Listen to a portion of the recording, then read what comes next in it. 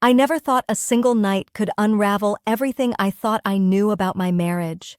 I'm Sabrina, and just a few hours ago, I was slipping into a black dress that felt like a daring secret, my heart racing with a mix of excitement and unease. My husband Henry and I, along with our closest friends, stepped into a glittering world of city lights and forbidden thrills, where every laugh and glance carried a hidden weight. But as the night spiraled into something I couldn't control, a stranger's piercing gaze and a whispered promise changed everything. Now, I'm left staring into a mirror of my own choices, wondering if the man I've loved for 15 years truly saw me for the first time, or if I've just shattered the life we built together. What did he mean when he whispered those haunting words in the elevator? Picture this: a fleeting moment caught in the mirror, my own eyes staring back at me with a flicker of something I can't quite place. Restlessness, maybe, or a quiet hunger for more. I'm Sabrina, 40 years young, and tonight, I'm stepping into a world that feels both familiar and charged with an unspoken promise. I've been married to Henry for 15 years, a man of 42 who carries a quiet charm like a well-worn coat. His dry humor cuts through any tension, and there's a warmth in the way he can make anyone feel at home, even when his own thoughts seem miles away.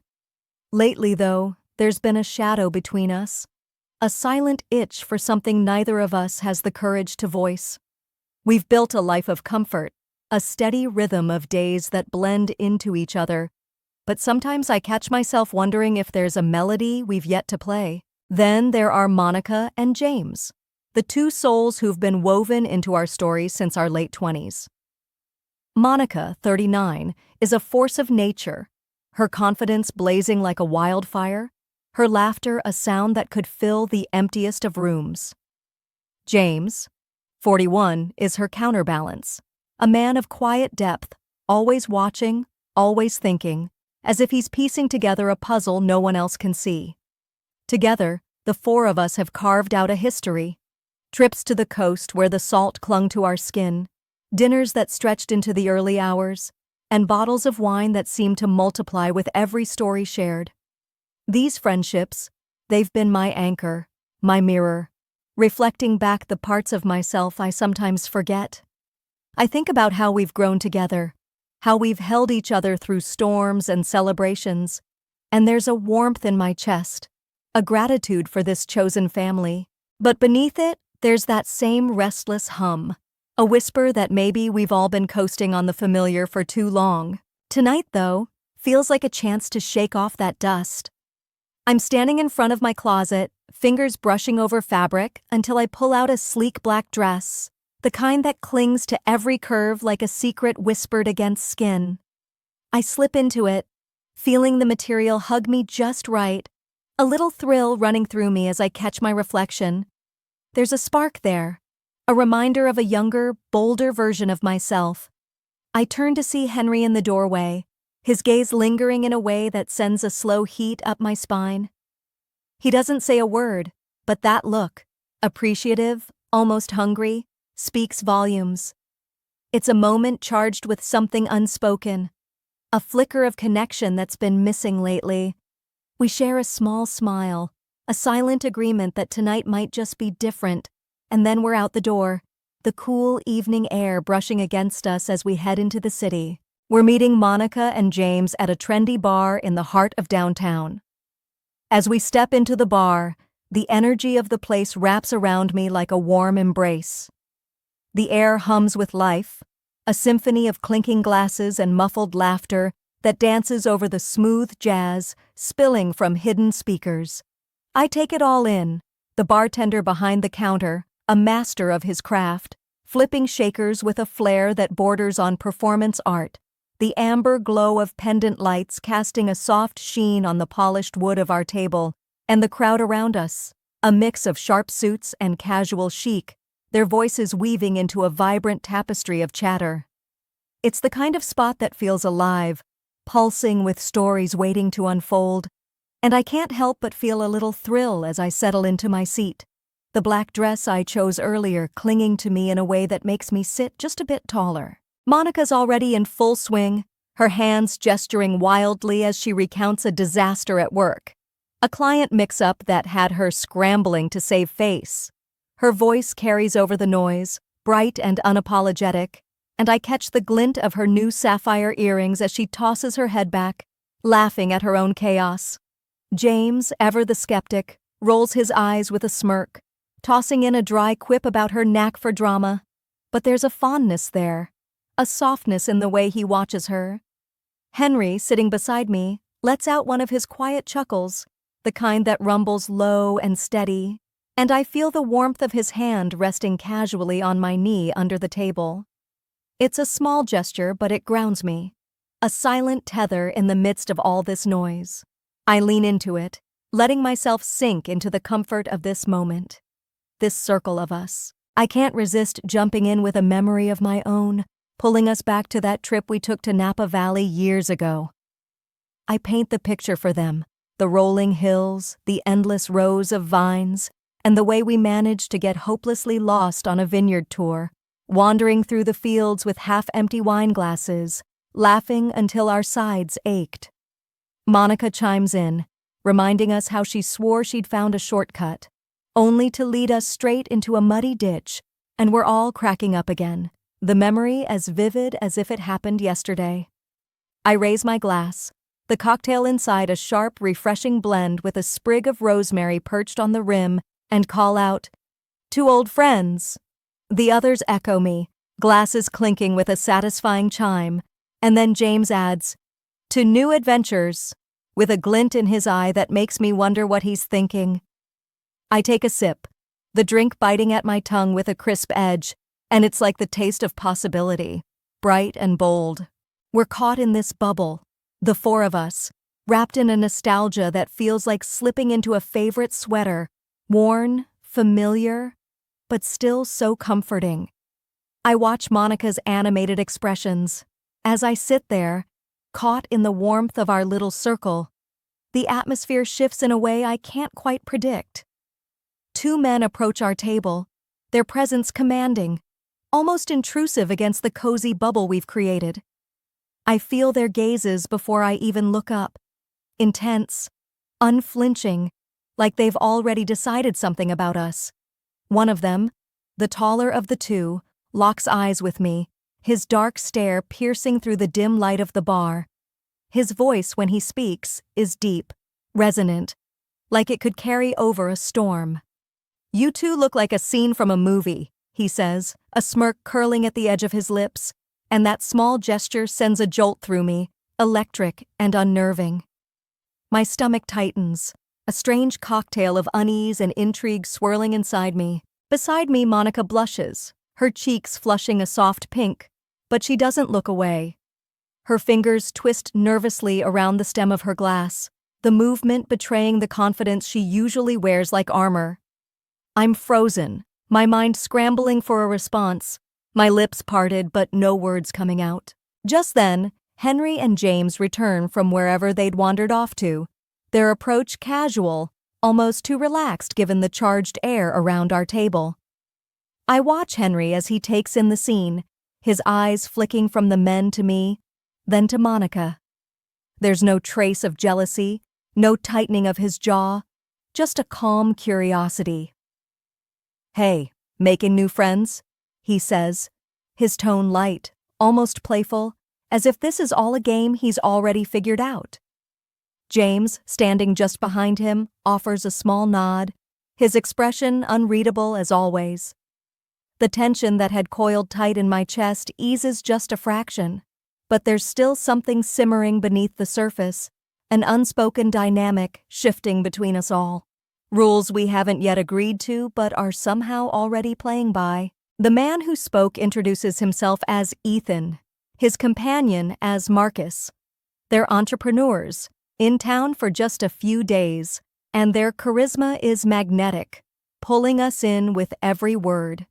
They paint vivid pictures of their ventures, their travels, and before I know it, they're extending an invitation to continue the night at their penthouse nearby. The view of the city is unforgettable, Marcus adds, his voice smooth, promising something beyond just a skyline.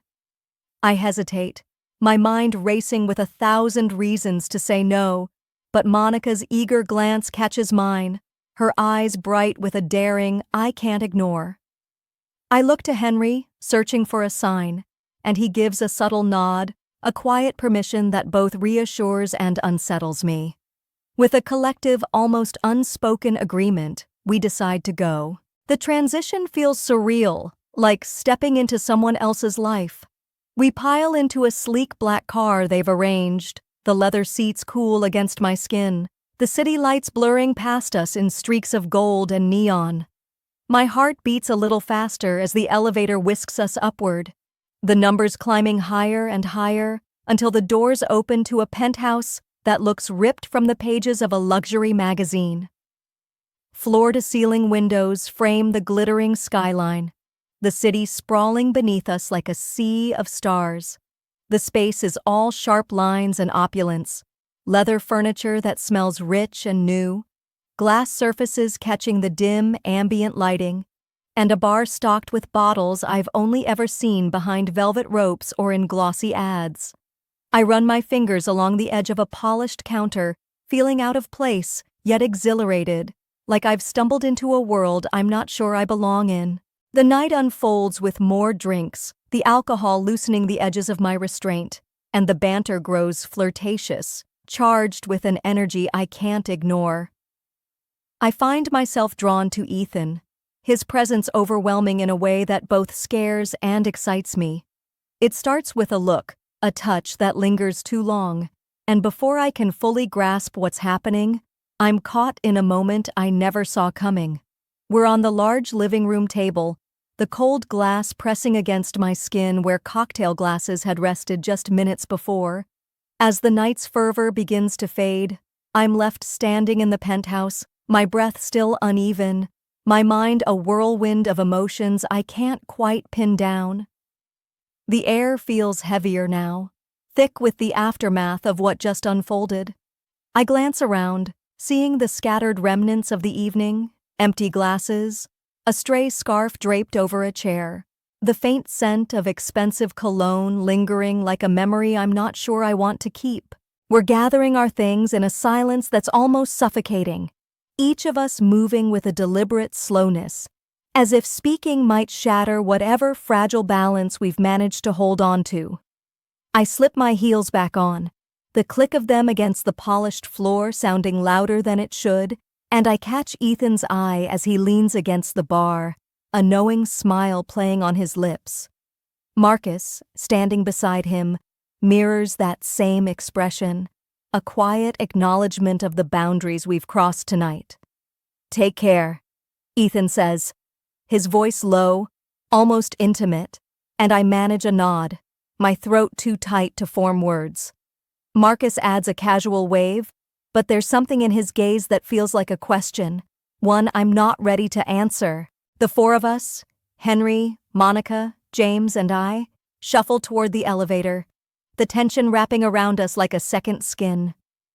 No one speaks as the doors slide open with a soft ding, and we step inside. The mirrored walls throwing our reflections back at us with brutal honesty. I catch sight of myself, and it's almost startling. My lipstick smeared, a faint flush still clinging to my cheeks, my eyes wide with something I can't name. Beside me, Monica's hair is a tousled mess, strands falling loose from the elegant updo she'd started the night with, and she's staring at the floor, avoiding her own image. Henry stands to my left, his collar unbuttoned, a disheveled air about him that somehow makes him look more vulnerable than I've seen in years. James is on the far side, his jaw tight, his reflection showing a man who's holding something back. I can't bring myself to meet anyone's eyes, not even in the mirror, so I fix my gaze on the glowing numbers above the door, counting down as we descend from the heights of that penthouse back to reality. The hum of the elevator is the only sound, a low, steady drone that seems to amplify the pounding in my chest. Through the glass panel on one side, I can see the city lights stretching out below us. a glittering maze of life that feels so far removed from the chaos swirling inside me. My heart is a tangled mess of guilt, exhilaration, and a deep, unsettling confusion. What have we done? What does this mean for us, for me and Henry, for all of us? I'm so lost in my thoughts that I almost miss it when Henry leans in close, his breath warm against my ear as he whispers, "Thank you. I've wanted to see the real you for a long time." His words hit me like a shockwave, stealing the air from my lungs. I turn my head just enough to search his face, looking for any hint of sarcasm, any trace of pain or anger, but there's none. Instead, there's a quiet satisfaction in his eyes, a softness that unnerves me more than any harsh words could. Does he mean it? Is this his way of accepting what happened? Or is it something else? Something I can't yet understand? My mind races, replaying his words, trying to dissect their weight, but I'm left breathless, grasping at straws. In the corner of my vision, I notice Monica and James standing close, their silence as heavy as ours. James's hand tightens around Monica's, his knuckles whitening for just a moment before relaxing, and I can't tell if it's a gesture of reassurance or restraint. Monica's face is unreadable, her lips pressed into a thin line, and I wonder what's going through her mind, if she's wrestling with the same storm of emotions I am. The elevator dings again, softer this time, as we reach the ground floor, and the doors slide open to reveal. The morning light creeps through the curtains, soft and golden, pulling me out of a restless sleep. I'm in our bed, the familiar weight of the comforter pressing against me, the faint scent of lavender from the sheets grounding me in a reality that feels almost too normal after last night. My mind is still tangled up in the whirlwind of the penthouse, the intensity of it all swirling like a fever dream I can't quite shake. I half expect to wake up somewhere else, somewhere with glass walls and city lights. But no, I'm here, in the quiet of our home, the events of the night before clinging to me like a shadow I can't step out of. I roll over, my hand brushing against the cool, empty space where Henry usually sleeps. For a moment, my heart skips, a flicker of panic that he's gone, that last night changed everything in a way I hadn't anticipated.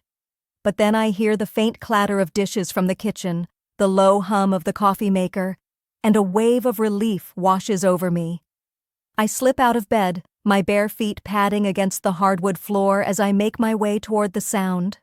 The hallway is bathed in morning sunlight, streaming through the window in warm, lazy streaks, and outside, I can hear the cheerful chirp of birds, oblivious to the storm brewing inside me. It's all so mundane, so painfully ordinary, and it jars against the raw electric memory of last night's chaos. How can the world just keep spinning like nothing happened? In the kitchen, Henry's standing at the counter, his back to me, pouring coffee into two mismatched mugs we've had since forever. He's in his old gray t-shirt and sweatpants, his hair still mussed from sleep, and there's something so achingly familiar about the scene that it almost hurts. I stand in the doorway, watching him, waiting for the moment he turns around, and the weight of last night crashes down between us. I brace myself for anger, for hurt, for anything other than this quiet normalcy. But when he does turn, his face is calm, his eyes soft in the morning light, and he just smiles. A small, easy smile, like it's any other day. "Morning, Sabrina," he says, his voice steady as ever. "Want eggs with your toast?" I blink, caught off guard, my mind scrambling to catch up. Eggs? Toast? That's it? No mention of the penthouse, no questions about what happened on that glass table, no trace of the words he whispered in the elevator that have been looping in my head all night. I nod dumbly, sliding into a chair at the table, my hands wrapping around the warm mug he sets in front of me. The coffee smells rich and bitter, grounding me even as my thoughts spiral. Is this real? Did I imagine the way he looked at me last night? the quiet satisfaction in his eyes when he thanked me for showing him the real me? Was it just the alcohol, the adrenaline, twisting his words into something they weren't? I sip the coffee, burning my tongue, and watch him move around the kitchen with the same casual ease he always has. He's humming under his breath, some old tune I can't place, and I'm left reeling, caught between relief and a gnawing uncertainty that won't let go. The morning drags on, each minute stretching taut like a wire. I'm on edge, waiting for the other shoe to drop, for Henry to say something, anything about last night. But he doesn't. He talks about the weather, about a project at work, about whether we should mow the lawn this weekend. It's so normal it's almost surreal, and I can't tell if I'm grateful or terrified. My fingers fidget with the edge of the tablecloth, my mind replaying every moment from the penthouse, the charged air, the way Ethan's gaze pinned me in place, the unspoken shift between all of us. I keep stealing glances at Henry, searching for a crack in his calm, but there's nothing. Just that same steady warmth, like last night never happened. Mid-morning, I'm curled up on the couch, a throw blanket draped over my legs, staring at the muted TV screen, some mindless morning show flickering in silence. The throw blanket feels heavy, almost suffocating, as if it's trying to anchor me to this ordinary moment while my mind keeps drifting back to the penthouse, to the cool glass against my skin, to the charged air that seemed to hum with forbidden energy. I can't shake it. Every time I close my eyes, I'm there again, caught in a whirlwind of sensation and consequence. And Henry, his words from the elevator echo in my head, that quiet thank you that felt like both a gift and a riddle. I'm still trying to unravel what he meant, what he saw in me that night that made him say it. The week unfolds in a strange haze, each day a quiet routine that feels like a mask over the secret I carry. I go through the motions, work, errands, small talk with neighbors over the fence, but the memory of that night lingers like a second shadow. It's in every glance I share with Henry, every fleeting touch as we pass each other in the hallway. There's a new undercurrent between us, a silent knowledge that's both exhilarating and unnerving. I can't tell if it's drawing us closer or pushing us into uncharted territory. I catch myself watching him more closely now, searching for hints in the way he moves, the way he speaks.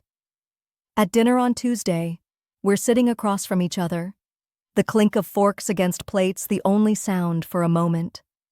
I study his face under the warm glow of the dining room light, noticing the faint lines around his eyes, the way his mouth curves just so when he's lost in thought. Is he thinking about it too? Does he replay those moments in his mind like I do? I want to ask, to break the silence that settled over us like a fine dust, but the words stick in my throat. Instead, I reach for the salt, my fingers brushing his as he passes it, and there's a spark there, a fleeting heat that makes my breath catch. He looks up, his eyes meeting mine, and for a split second I think he might say something. But he just smiles, that same easy smile, and the moment slips away. Later that week, we're on the couch after dinner, the TV playing some documentary neither of us is really watching. I'm nestled against him, my head on his shoulder, the familiar scent of his aftershave grounding me even as my thoughts wander. His arm is draped around me, his fingers tracing absent circles on my arm, and it feels so normal, so safe. But beneath that comfort, there's a tension I can't ignore, a question hanging in the air between us. Does he feel it too, this shift in our dynamic after what happened? Is he wondering, like I am, what it means for us now? I tilt my head to look at him, catching the flicker of the screen reflected in his eyes, and I almost ask, almost. But the words die on my lips, and I settle back against him, letting the quiet stretch on, both of us hiding behind the pretense of this ordinary evening. As the days pass, I find myself reflecting on our marriage, on the life we've built together over 15 years. That night in the penthouse, it tore open a curtain I didn't even know was there. revealing parts of myself I'd buried, parts of Henry I never imagined existed.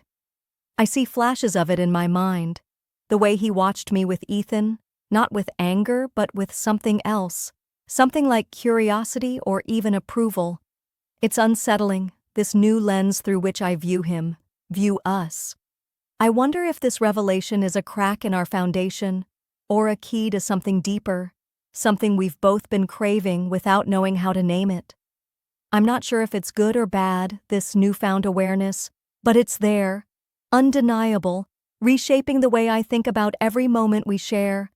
I catch myself questioning whether I've been sleepwalking through our life together, and if this, whatever this is, might be the wake-up call I didn't know I needed. Midweek, my phone buzzes on the counter while I'm chopping. Don't forget to subscribe, like, and comment if you enjoyed this story. This will help us create more engaging stories for you.